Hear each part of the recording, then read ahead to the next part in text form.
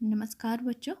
अपने पहले वाले ऑडियो में मैंने मैथिली शरण गुप्त जी के जीवन परिचय और उनकी रचनाओं का वर्णन किया था।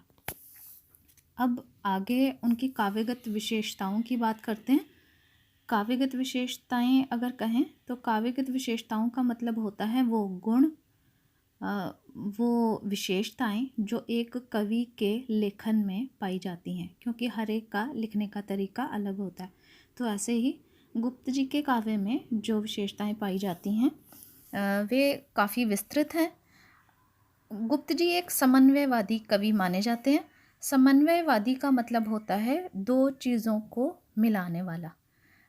इन्होंने मानव प्रेम, भक्ति भावना और राष्ट्रीयता के स्वरों के माध्यम से विभिन्न संस्कृतियों और विभिन्न संप्रदायों में समन्वय स्थापित करने का प्रयास किया। और इनके काव्य में सभ्यता, संस्कृति और राष्ट्रीयता को विशेष स्थान दिया गया है। जैसे कि मैंने पहले भी आपको बताया कि राष्ट्रीयता की भावना होने के कारण ही इन्हें राष्ट्र कवि का सम्मान भी दिया गया था। इनके काव्य की विशेषताएं इस प्रकार हैं। आपको जो ज़रूरत होगी वो सिर्फ आपको 5 इनके हेडिंग्स जो हैं वो अच्छे से याद करने हैं, जिसमें सबसे पहला जो है वो है राष्ट्रीय भावना। गुप्त जी जो है उनके काव्य में राष्ट्रवादी जो भावनाएं हैं वो अत्यधिक देखने को मिलती हैं, क्योंकि उनके हृदय में देश और जाति के प्रति बड़ा सम्मान था। अछूतों, अबलाओं तथा पिछड़े वर्ग के लोगों के उद्धार के लिए इन्होंने बहुत सारा कार्य किया, और जितनी भी इनकी कृतियाँ थीं उनमें राष्ट्रीय भावना जो है वो काफ़ी बढ़ चढ़कर दिखाई देती है। और इसीलिए उनके राष्ट्र प्रेम की जो प्रारंभिक भावनाएं हैं वो सबसे पहले इनकी कौन सी रचना थी, वो थी सर्वप्रथम भारत भारती में मिलती हैं। तो अगर ये प्रश्न आ जाए कि राष्ट्रीय भावनाओं से संबंधित मैथिली शरण गुप्त जी की कौन सी रचनाएं हैं, तो आप लोगों को जवाब लिखना होगा भारत भारती। फिर इनकी जो दूसरी विशेषता है वो है धार्मिक चेतना में व्यापकता। धार्मिक चेतना का मतलब कि धर्म के प्रति भी इनकी भावनाएं उतनी ही कोमल थी जैसे वो राष्ट्रभक्ति के रूप में थी।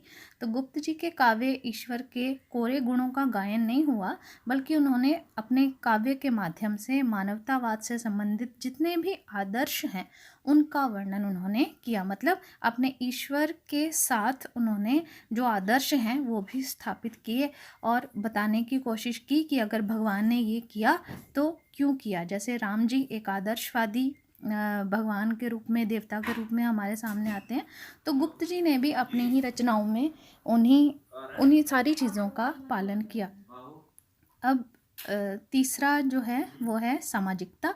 सामाजिकता का मतलब होता है वो अंग जो समाज के सारे ही हिस्सों पर अपना प्रकाश डालें, और समाज की सर्वांगीण उन्नति ही उनको अभीष्ट थी। सर्वांगीण का मतलब होता है हर तरफ से जो समाज है वो सफलता की तरफ बढ़ना चाहिए।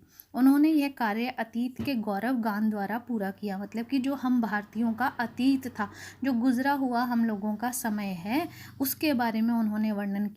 जो हमारे देश की अतीत की जो जितना भी गौरवशाली हमारा इतिहास है, गुप्त जी ने उन सभी चीज़ों को सामने रखा और फिर अपनी कविता का निर्माण किया। और इन्होंने क्या क्या किया, भारत भारती में जहाँ वर्तमान दृश्य पर आंसू बहाए हैं वहीं अतीत में प्रसन्नता भरी हुई है। इन्होंने जो वर्तमान समय भारतीयों का चल रहा था, अगर उसमें कुछ बुराई थी उन्होंने उसका वर्णन भी किया, और हम लोग अपने इतिहास में जितने अच्छे थे उन्होंने उसका भी वर्णन अपनी रचनाओं में किया। और सामाजिकता से संबंधित इनकी जो 2 प्रसिद्ध रचनाएं थी वो 2 थी, साकेत और यशोधरा। चौथा जो इनकी विशेषता है वो है प्रकृति चित्रण। तो गुप्त जी ने अपने काव्य में प्रकृति का भी वर्णन किया, और वे प्रकृति के चतुर चितेरे भी उन्हें बोला जाता है। चितेरे का मतलब होता है जो बड़े अच्छे से किसी कार्य को करे या निपुण। चितेरे का मतलब होता है निपुण। तो उन्होंने प्रकृति का जो वर्णन किया वो एक निपुण व्यक्ति जैसे कोई काम करता है, इन्होंने उसका वैसे ही वर्णन किया। और जैसे कि मैंने इस क्लिप में डाला ही है, उनकी जो कोटेशंस हैं अगर आप वो याद कर सकें तो वो ज़्यादा अच्छा है। तो एक इनकी जो लाइन है वो है, चारू चंद्र की चंचल किरणें खेल रही हैं जलथल में, स्वच्छ चांदनी बिछी हुई है अवनी और अंबर तल में। और इनकी जो पांचवी विशेषता है वो है मानवतावादी दृष्टिकोण। मानवतावादी दृष्टिकोण का मतलब होता है जब एक मानव दूसरे मानव के प्रति हमदर्दी की भावना रखता है तो वो मानवतावादी दृष्टिकोण कहलाता है, या जिसे इंसानियत भी हम कहते हैं। और गुप्त जी की जो आस्था थी वो गांधीवादी विचारधारा में बड़ी ज़्यादा थी, और इन्होंने अपने काव्य में गांधी जी के सिद्धांतों को बार बार प्रस्तुत किया।